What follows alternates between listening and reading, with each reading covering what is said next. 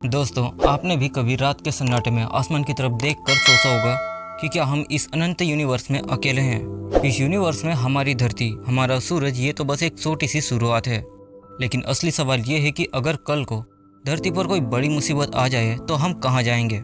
हमारा सबसे करीबी पड़ोसी हमारी उम्मीद की सबसे बड़ी किरण है, प्रोक्सिमा सेंटोरी।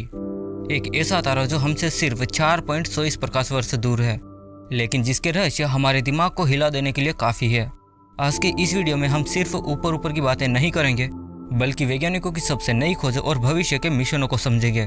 क्या हम सच में वहां पर जीवित रह सकते हैं या फिर हम मौत के एक जाल की तरफ बढ़ रहे हैं। चलिए वीडियो को शुरू करते हैं। हम एक ऐसी यात्रा पर निकलने वाले हैं जो शायद ही आपने कभी पहले सोची होगी। सबसे पहले बात करते हैं उस डिस्टेंस की जो हमें इस तारे से अलग करती है। हम अक्सर सुनते हैं 4.24 प्रकाश वर्ष। सुनने में लगता है कि शायद 4 या 5 वर्ष की बात है, लेकिन अंतरिक्ष के पैमाने पर प्रकाश वर्ष का मतलब है रोशनी की रफ्तार, जो 3 लाख किलोमीटर प्रति सेकंड की रफ्तार से चलती है। वो एक साल में लगभग 9.5 लाख करोड़ किलोमीटर की दूरी तय करती है।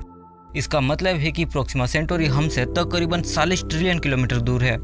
चलिए इसे थोड़ा और आसान बनाते हैं। अगर हम आज के तेज स्पेसक्राफ्ट वॉयेजर 1 को, जो लगभग 61,000 किलोमीटर की गति से चल रहा है, उसे प्रोक्सिमा सेंटोरी की तरफ भेजेंगे तो उसे वहां पहुंचने में 73,000 साल लग जाएंगे। यानी जब तक हमारे वंशज वहां पहुंचेंगे तब तक शायद इंसानियत का चेहरा और भाषा दोनों ही बदल चुकी होगी। लेकिन दोस्तों, यहीं पर विज्ञान का जादू शुरू होता है। हम अब उन पुराने इंजनों पर भरोसा नहीं कर सकते, उनसे हम वहां पर जा भी नहीं सकते। हम बात कर सकते हैं लेजर सेंस और एंटीमेटर की, जो इस यात्रा को दशकों में समेट सकते हैं। लेकिन सवाल यह है कि उस विशाल शून्य को पार करने के बाद हमें क्या मिलेगा। एक छोटा सा रेड ड्वार्फ स्टार।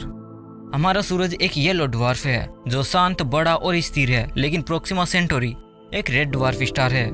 यह सूरज के मुकाबले बहुत छोटा है, लगभग सूरज के मास का सिर्फ 12% और डायमीटर का 15%। इसका तापमान भी हमारे सूरज से काफी कम है, लगभग 3000 केल्विन, जबकि सूरज का 5800 केल्विन है।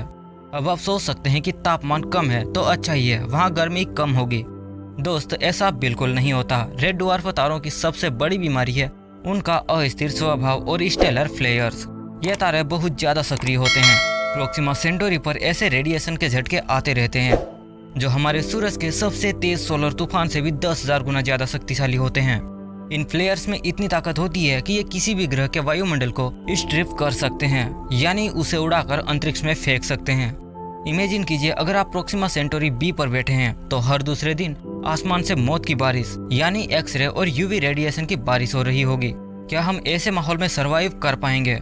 इसका जवाब छुपा है शायद वहां के ग्रह की बनावट में। साल 2016 में पूरी दुनिया के वैज्ञानिकों ने जश्न मनाया था जब प्रोक्सिमा सेंटोरी बी की खोज हुई थी। यह ग्रह अपने तारे के गोल्डीलॉक जोन में स्थित है। इसका मतलब है कि यह ना तो इतना ठंडा है कि वहाँ पानी बर्फ में बदल जाए, और ना ही इतना गर्म है कि पानी भाप बनकर उड़ जाए। लेकिन यहाँ की जिंदगी सिंपल नहीं हो सकती। प्रोक्सिमा बी अपने तारे के इतने करीब है कि उसका एक साल सिर्फ 11.2 पृथ्वी के दिनों के बराबर होता है, यानी हर 11वें दिन नया साल होता है। लेकिन सबसे बड़ी चुनौती यह है कि यह ग्रह टाइडली लॉक है। टाइडली लॉक का मतलब है कि इसका एक हिस्सा हमेशा अपने तारे की तरफ रहता है और दूसरा हिस्सा हमेशा अंधेरे में ही। यहाँ हमेशा दिन होता है और तापमान इतना ज्यादा हो सकता है कि सब कुछ झुलस जाए। यहाँ अनंत रात होती है और सब कुछ जमा देने वाली बर्फ बन चुका होगा। यह वो पतली सी पट्टी है जहाँ दिन और रात मिले होते हैं, यानी पृथ्वी का शाम कह सकते हैं। वैज्ञानिकों का मानना है कि अगर वहाँ जिंदगी है तो इसी इंटरनल ट्वी लाइन वाले क्षेत्र में होगी। परंतु सबसे बड़ा खतरा है मैग्नेटिक फील्ड। अगर इस ग्रह के पास धरती जैसी मजबूत चुंबकीय शक्ति नहीं है तो तारे से निकलने वाले घातक रेडिएशन ने अब तक वहाँ की हवा और पानी को नष्ट कर दिया होगा। लेकिन हालिया रिसर्च कहती है कि प्रोक्सिमा सेंटोरी बी अकेला नहीं है। हमने प्रोक्सिमा सी और प्रोक्सिमा डी को भी ढूंढ निकाला है। प्रोक्सिमा डी, इसे 2022 के आसपास पूरी तरह कंफर्म कर लिया गया है। ये हमारे मंगल ग्रह से भी छोटा है और अपने तारे के इतने करीब है कि ये बहुत ज्यादा गर्म है। यहाँ जीवन की संभावना तो बिल्कुल नहीं है। प्रोक्सिमा सी, ये एक सुपर अर्थ या मिनी नेपच्यून हो सकता है। ये अपने तारे के काफी दूर है, लगभग 1.5 एस्ट्रोनॉमिकल यूनिट। लेकिन क्योंकि प्रोक्सिमा सेंटोरी एक ठंडा तारा है, इसलिए प्रोक्सिमा सी एक फ्रोजन वर्ल्ड यानी जमी हुई दुनिया है। यहाँ का तापमान -230 डिग्री सेल्सियस तक गिर सकता है। लेकिन दोस्तों, एक दिलचस्प बात यह है कि प्रोक्सिमा सी के पास शायद अपना एक रिंग सिस्टम है, जैसे हमारे शनि ग्रह के पास है। सोचिए हमारे पड़ोसी के पास भी एक रिंग वाला इतना विशाल ग्रह मौजूद है, लेकिन एक सवाल यह भी है कि हम वहां पर जाएंगे कैसे। इंसान तो अभी नहीं जा सकता, लेकिन हमारी आंखें जा सकती है।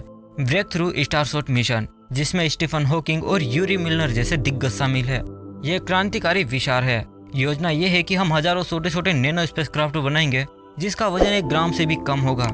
धरती पर लगे शक्तिशाली लेजर्स इन पर दबाव डालेंगे, जिससे यह प्रकाश की रफ्तार का 20% तकरीबन 60,000 किलोमीटर प्रति सेकंड की गति हासिल कर लेंगे। इस गति से ये सिर्फ 20 साल में ही प्रोक्सिमा सेंटोरी तक पहुंच जाएंगे। जब ये वहां से डेटा भेजेंगे तो वो डेटा हम तक पहुंचने में और 4 साल लग जाएंगे। यानी आज से 30 या 40 साल बाद हम शायद प्रोक्सिमा बी की असली और क्लोजअप तस्वीरें देख रहे होंगे। एक सवाल और है जिसका जवाब भी हम ढूंढने में लगे हुए हैं कि क्या हम अकेले हैं। 2019 से 2020 में ऑस्ट्रेलिया के पार्क टेलीस्कोप ने एक रहस्यमयी सिग्नल पकड़ा था जिसे BLC-1 कहा गया।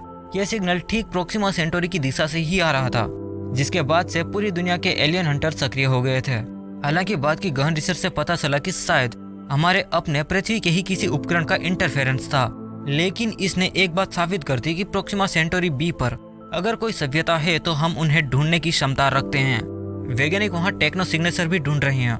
अगर वहाँ कोई है तो शायद वो भी हमारी तरफ ही देख रही होगी। कल कभी हम इंसान गए और अगर हम कल को वहाँ पर बेस बनाएंगे तो वो कैसे दिखेंगे। रेडिएशन से बचने के लिए इंसानों को गुफाओं में या जमीन के नीचे रहना होगा।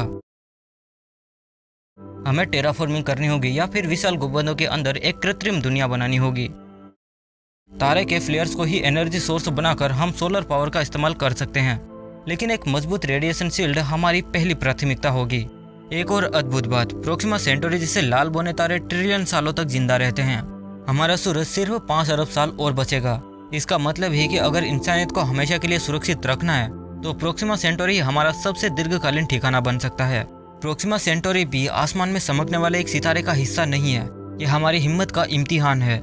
यह हमें बताता है कि ब्रह्मांड कितना विशाल है और हम कितने छोटे हैं, लेकिन हमारी सोच और हमारी तकनीक ने उस 40 ट्रिलियन किलोमीटर की दूरी को भी छोटा करने का साहस दिखाया है। क्या आपको लगता है कि हमें इतने पैसे खर्च करके दूसरे तारों तक जाना चाहिए या हमें पहले अपनी ही धरती को बचाना चाहिए? अपनी राय कमेंट बॉक्स में जरूर दें। अगर आपको यह डीप रिसर्च पसंद आई है तो चैनल को सब्सक्राइब करें और इस वीडियो को शेयर करें। मिलते हैं अगले किसी रोमांचक सफर में, तब तक के लिए जय हिंद।